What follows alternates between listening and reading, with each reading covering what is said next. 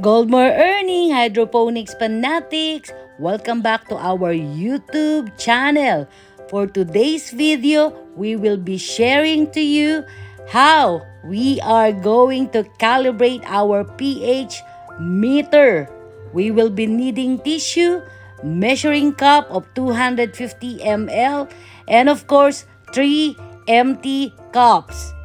And we will be using distilled water, our pH meter of course, and then our solution powder which is already included in the package.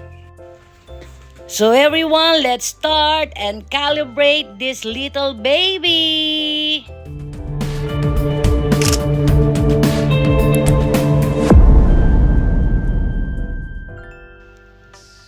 And of course, we will be needing stirrer.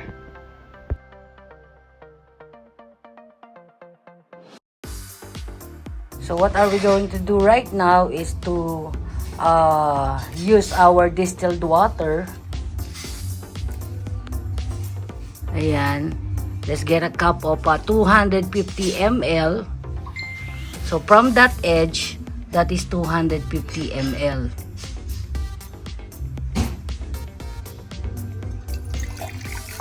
Okay, let's just pour in each cup 250 ml each.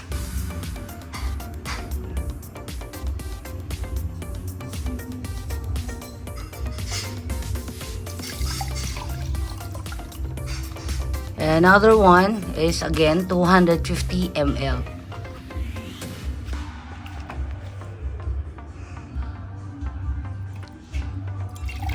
Again, from that edge, it's 250 ml. You should have a measuring cup like this in order for you to get the actual 250 ml. And then next,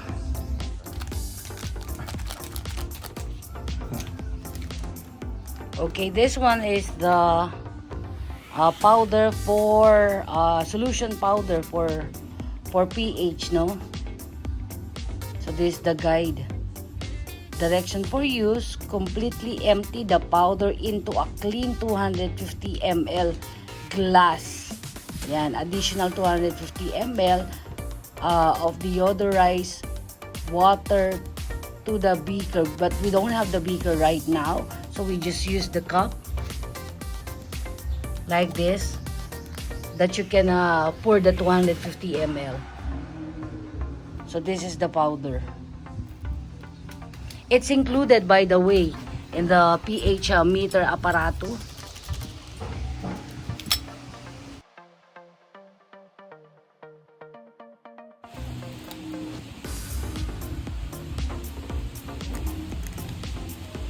We will empty the sachet inside a 250 ml water, distilled water.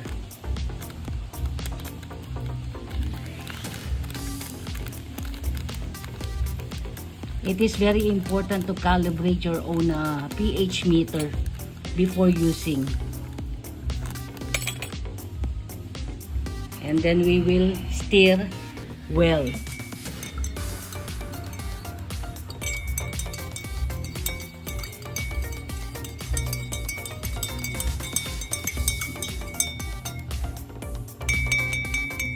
Okay, then after that,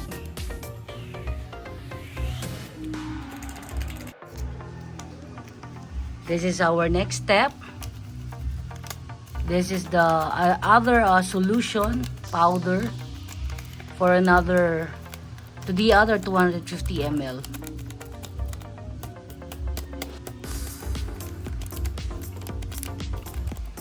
So the first one that we use is the pH 6.86. So this is your guide. And the other one is this one. In order for you to calibrate or to test your pH meter, so this is the first side, and this is the second side. So we should calibrate like this, 4.01. Okay, and then on the third glass, this is only for the rinsing for our pH meter and stirrer.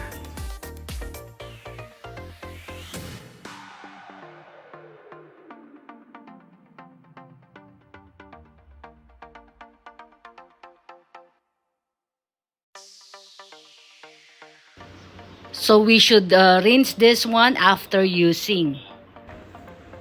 Okay, let's start. Okay, hydroponics fanatics, let me show you how to calibrate our pH meter. We will just dip our pH meter like this and wait until it is stable and press the cal, means calibrate. Again, when you feel that this is stable, it is only the time you will press the cal button. Again, testing, trial, and trial. You need to have a lot of patience in doing this kind of calibration in order for you to achieve the calibrated 1 pH meter. Hydroponic fanatics, this is very easy because in this pH meter, it has a guide or manual that you can follow. It has an extraction, how to calibrate your own pH meter before using. What we are doing right now is we are trying to achieve the pH solution written on our sachet. It is very important to calibrate every pH meter before using. In order for our plants to accept, to absorb correct pH level of water or nutrients. This is very important to calibrate it first before using. Some of the buyer, they thought that they don't need to calibrate this pH meter, wherein this is very important. You need to do this first before using. After every use, wipe it with tissue or rinse it on our third cup.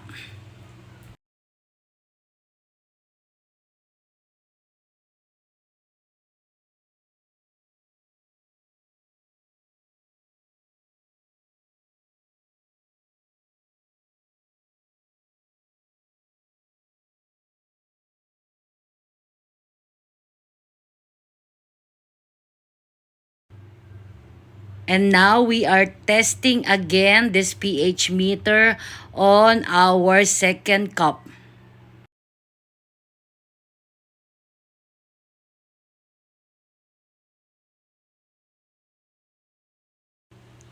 Just go ahead, try until you get the desired pH level.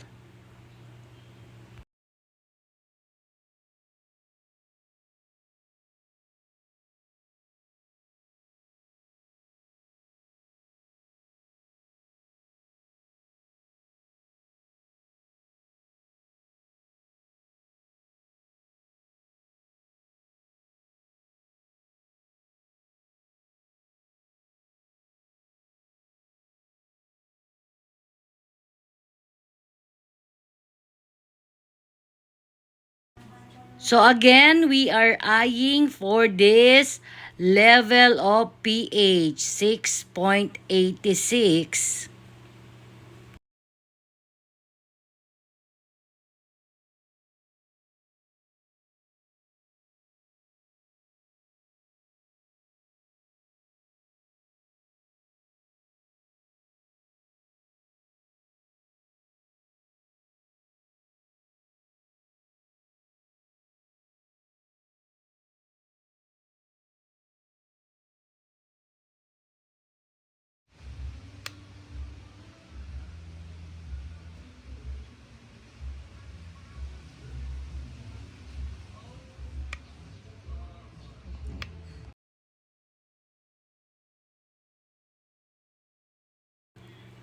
Okay, finally, 6.86.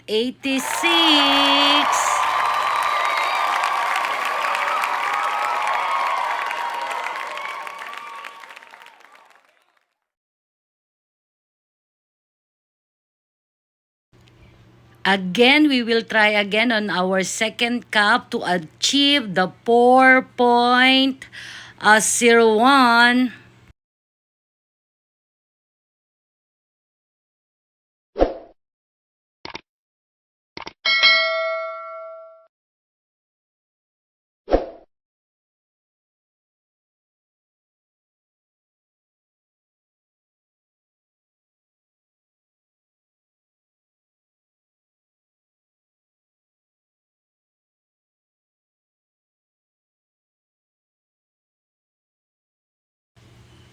Alright, we achieved the 4.01 of our pH level.